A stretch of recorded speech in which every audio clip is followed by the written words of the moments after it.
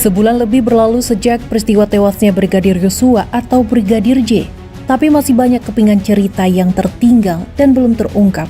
Tak lain karena terlalu banyak melibatkan kebohongan. 11 Juli 2022, dalam konferensi pers pertama kasus ini, Mabes Polri menyatakan Brigadir Yosua terbunuh dalam baku tembak dengan Barada Eliezer.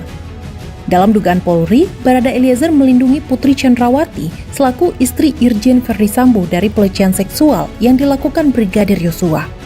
Karopemnas Divisi Humas Polri Brigjen Ahmad Ramadan menyatakan Brigadir Yosua melepaskan 7 tembakan, dibalas 5 tembakan oleh Barada Eliezer.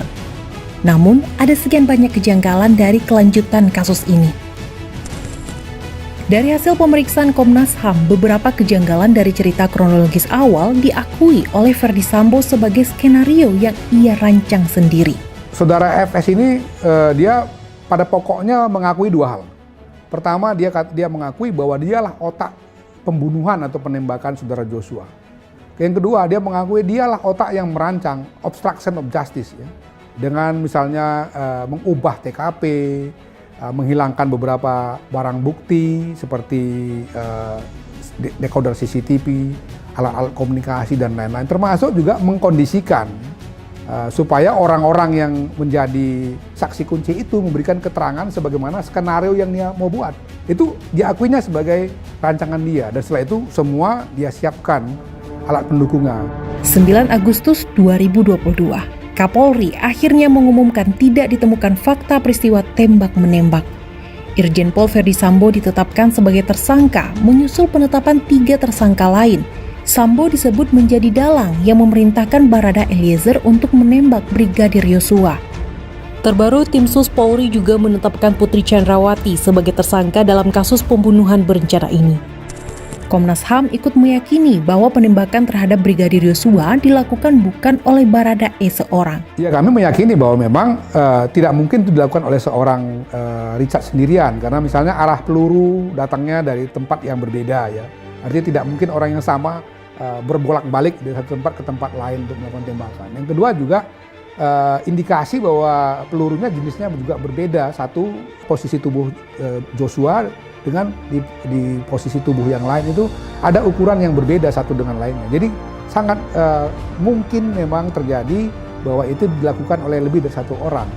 Dan dalam hal ini kalau kita merujuk kepada pengakuan Richard, selain Richard itu ya tadi dikatakannya adalah saudara FS. Detail kronologi terbaru yang disampaikan tim Sus Polri menunjukkan kejinya peristiwa penembakan ini. Ferdy Sambo, Brigadir Eliezer, Kuat Maruf, Bribka Riki bersama Brigadir Yosua berkumpul di ruang tamu rumah dinas Sambo. Yosua diminta berlutut menghadap pintu kamar mandi sambil melipatkan kedua tangan di belakang kepala. Di hadapannya, Richard tengah mengacungkan pistol. Ferdy lalu berteriak memerintahkan Barada E melepaskan tembakan. Maka terjadilah Richard melepaskan peluru dari jarak sekitar 2 meter dengan pistol Glock 17 sebanyak 3 kali ke arah Yosua. Yosua tersungkur sementara kaos putihnya bersimbah darah. Seakan tak cukup menurut Richard dalam keterangannya kepada polisi, Sambo kemudian menambahi dengan menembak 2 kali bagian belakang kepala Yosua hanya dalam jarak sedekat 16 cm atau sepanjang sedotan minuman. Ia lalu menembaki dinding ruangan itu sebanyak 3 kali, mencoba membentuk alibi seakan-akan pernah terjadi baku tembak di sana. Terakhir, Sambo mengoleskan sisa jelaga dari sarung tangan hitamnya ke tangan jenazah Yosua demi melengkapi narasi kebohongannya. Puzzle ini belum terangkai lengkap. Kepingan yang diperoleh kadang menuntun pada gambaran lebih utuh, kadang malah menenggelamkan kita pada kebingungan baru. Akal sehat kita berkali-kali coba dipermainkan, mirisnya justru oleh penegak hukum yang harusnya memastikan kebenaran menjadi pemenang. Mari kita kawal tanpa jenuh fakta-fakta dari berbagai kepingannya. Jangan pernah lupa, di negeri ini sudah terlalu banyak puzzle yang tidak selesai.